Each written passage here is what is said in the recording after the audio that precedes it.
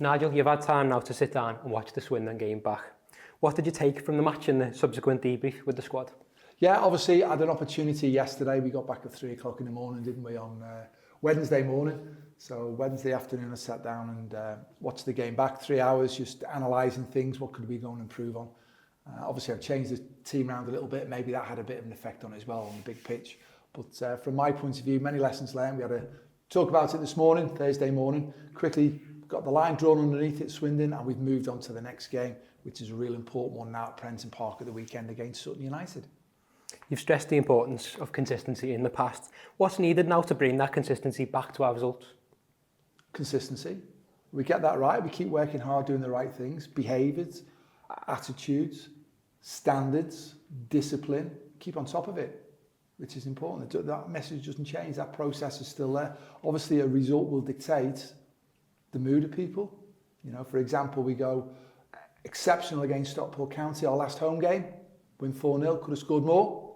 Go down to Forest Green Rovers, 34 crosses, 20 shots. Should have won the game, didn't win the game. One long range shot, goes and beats us. That dictates the mood. When you watch the game back, we did more than enough to go and win the game. And obviously I've changed it around the rearranged game against Swindon to utilise the squad, which I think is important on the back of 2 very, very long journeys.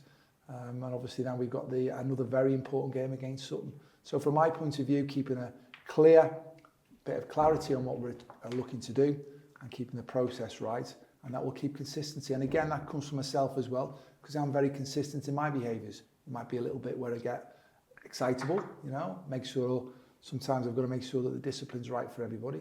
But you'll find me, I'm authentic in what I do and consistent. And that's what I want from the players. You just mentioned those changes, obviously, to the team on Tuesday. What was you thinking behind those decisions, and will we see those players who were rested on Tuesday return at the weekend? The 4 players who didn't play played obviously against Stockport County. And from my point of view, we've got 32 players, 31 available for selection if we take 𝗦𝗢𝗨𝗥𝗧𝗘𝗏 out of the equation. Players want to play. And at the end of the day, when you've got a squad of players, then at some point you've got to go and utilise them, you know, and there's players who are itching to perform, you know, players who are out of contract in the summer, as an example. So I know whoever's going to be on the pitch is going to be trying everything they can, as hard as he can. That's what we want. We want the energy. Energy is an important thing. You know, commitment, desire to do well for each other, the team. Together, everyone achieves more. That's an important thing. And we've got a group of players who every day, I can witness it, we can see it, how hard they work together. They come in, they keep the standards right. They respect the teammates. They respect the culture that we've got as a team culture. And we've got an environment where we want to learn. Everyone wants to keep improving. So from my point of view, very comfortable in my team selection going down there, because I think it's using the experiences I've got as well. We've got a group of players who all want to perform. And from my point of view is making sure that we keep players available for selection as well. Because if you're not careful, like a Connor Jennings, use him as an example, he's been outstanding for us this season. Absolutely outstanding. You can't keep going to the well all the time. You know, this was a rearranged game that's coming on the back of 2 travels. So let's make sure you don't put players at extra risk of injury. We had a 4-hour journey to get down there, mind you. You know, so when you sat in a coach for 4 hours, and obviously you get off the coach, you go and play on a very sand-based heavy pitch. When you look at the dimensions of the pitch, they're a lot bigger as well, against a very good passing side. There's obviously physically, there's a lot of demands that can come into that. And then you've got to go again, having put so much effort in on the Saturday and the Tuesday. So that's where you've got that little bit of decision making for rotation. And you can do it, and you can only do it if you've got competition for places. Players have got to earn the right to be in there. And players need to go, well, I'm going to show you then. That's why I'm not in the team. I'm going to go and perform. So for me, very comfortable with the decision with the players who played, didn't play. Over you go, loads of lessons learned from it, which is very, very invaluable. It is. One player who started the game, obviously, was Luke Norris, and he was positive that he's come back to the team. How much of a part does he have to play between now and the end of the season? Luke's the same as every single player. They've all got a major part to play. It's great that he's back. He's played 30 minutes coming off the bench against Forest Green Rovers on the Saturday. He's played 60 minutes now against Swindon to start the game. Obviously, we've got another game that will be considered for selection at the weekend in some capacity. And from my point of view, it's like a player being out for a long time. It's nearly a year he's been out for, when you break it all down. It's like in the pre-season games. You've got to nurture them way through. You can't just expect somebody to come off the training ground having had a little bit of training and then play Saturday, Tuesday, 90-minute games of football. What happens there is you run the risk of even bigger injury for a soft tissue injury, as an example, with hamstring, quad, calf, just use them as an example. And you're rusty as well. It's clear that the big man's rusty. He's got to get used to it all. So the more game time we can give him that'll help, but we've also got to be very mindful that we don't overload it where he breaks down and he's out. We've got 2 very important months coming up now. As you mentioned, focus of course turns to Sutton United at home on Saturday. How important is it that the players move on from the last couple of results and focus solely on that game? Well, as we always do. We plan, do, review. Plan to win the next game. Our next game is now Sutton United. Okay, so when we look at it, we planned to beat Swindon. Break it down the other way. Forest Green Rovers. So let's go even further back then. Let's go Stockport County. We plan to win that game of football. Do everything you can to win it, representing Tranmere Rovers Football Club. It's special, it means a lot. Fans who came to our last game, remember, at Prenton Park. How many people enjoy being at Prenton Park? Us beating Stockport, the leaders of the division at the time, 4-0, should have scored more. Really, really good. Debrief, lessons learned, blue line underneath it, turn the page, move on to the next one. Process, all our energy is focused on the next game.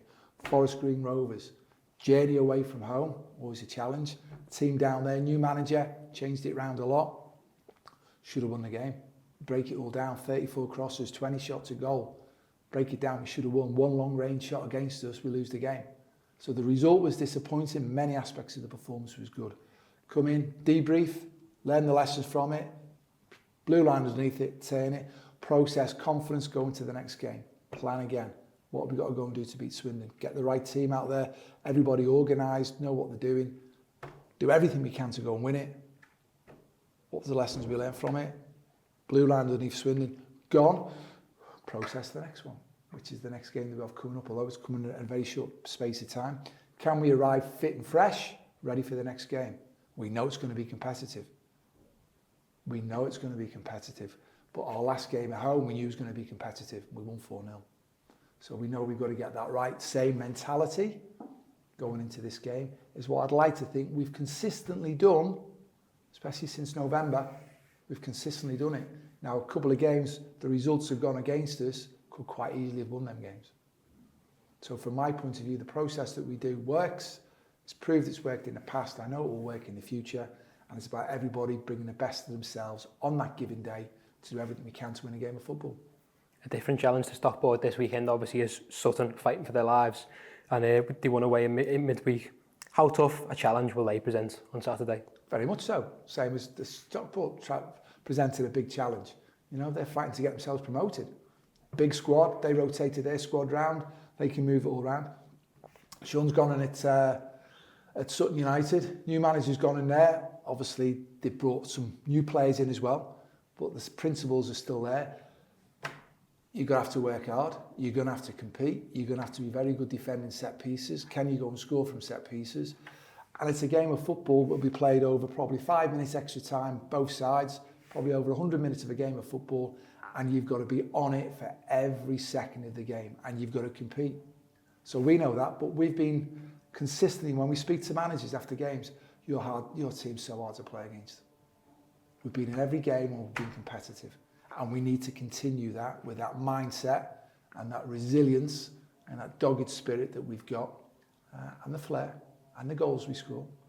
So we go into the game knowing that we can win the game, but we also go into the game knowing that we've got to be right at it because it's going to be a proper ding-dong of a game.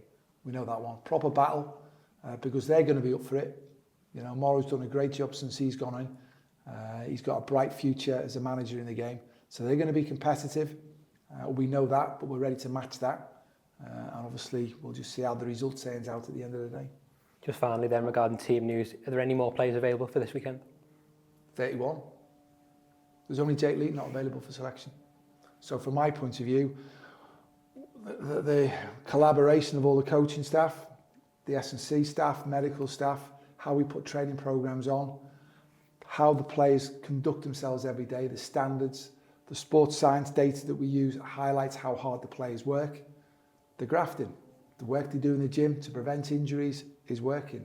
So competition for places is important, and everybody is desperate to do well for Tranmere Rovers Football Club, for their teammates and for themselves. So whoever performs at the weekend, I'd like to think going into it is going to be up for it. And I'd like to think they're going to do everything they can to help the team, their teammates, Tranmere Rovers Football Club, be competitive and win the next game of football, which is obviously Sutton United.